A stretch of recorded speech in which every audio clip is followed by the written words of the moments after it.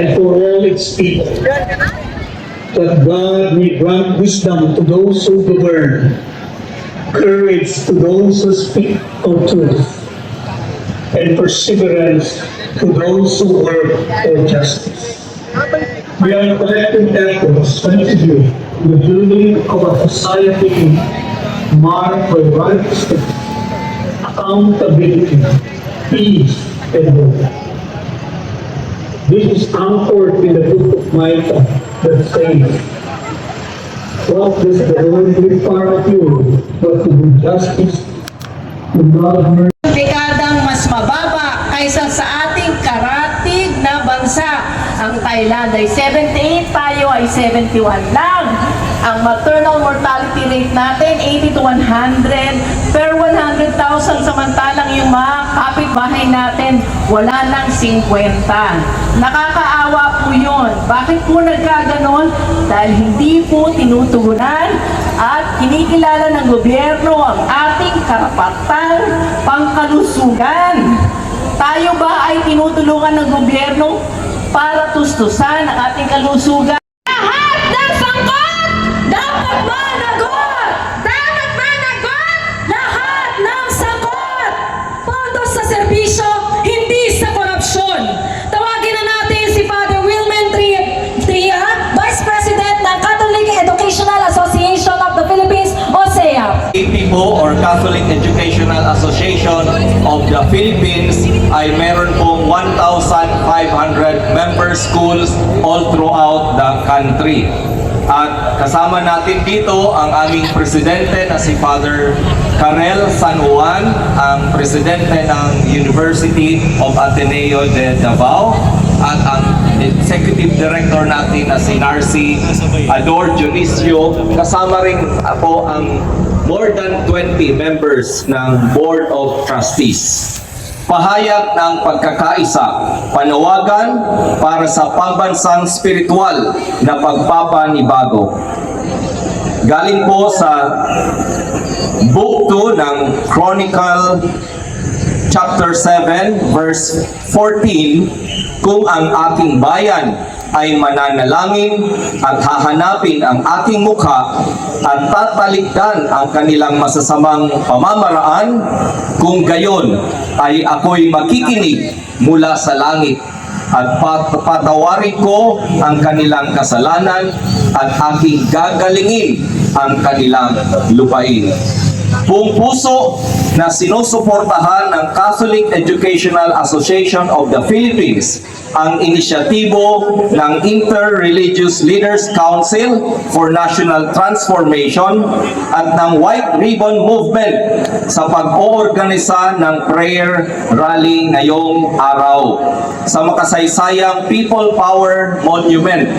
Kami ay nakatayo sa pagkakaisa kasama ang Catholic Bishops Conference of the Philippines o CBCP, mga pinuno ng iba't ibang tradisyon ng pananampalataya at mga organisasyon ng civil society sa matatag na pagtutol laban sa sistematikong katiwalian, pagkahigpit ng mga political dynasties at lahat ng anyo ng dayaan at manipulasyon sa eleksyon.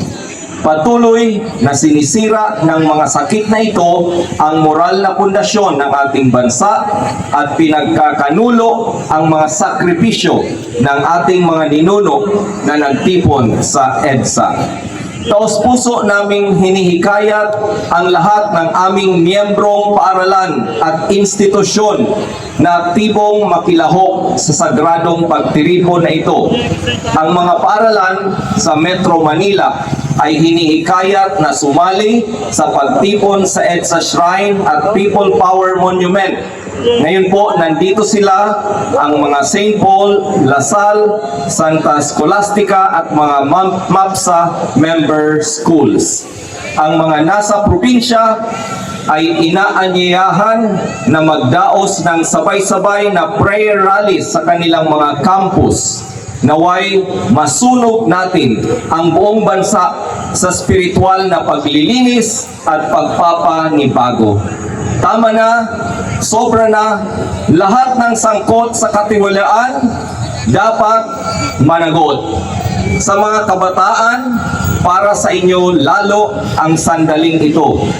Karapat-dapat kayo sa isang mas mabuting Pilipinas, isang bansa na hinulma ng politikang may kaluluwa at konsyensya na nakatuon sa tunay na kabutihang panglahat. Naway ang prayer rally na ito ay magising sa bawat puso ang bagong pagtatalaga sa katotohanan, katarungan at integridad. Sama-sama nating hubugin ang mga isipan at karakter ng magpapabago sa ating minamahal na bayan. Ito'y idalangin natin sa mahal na ina, ang ina ng kapayapaan, ang ina ng EDSA, ang ina ng buong Pilipinas. Salamat po. Para talakayin ang iba pang forma ng pork barrel gaya ng allocables, unprogram funds at iba pa.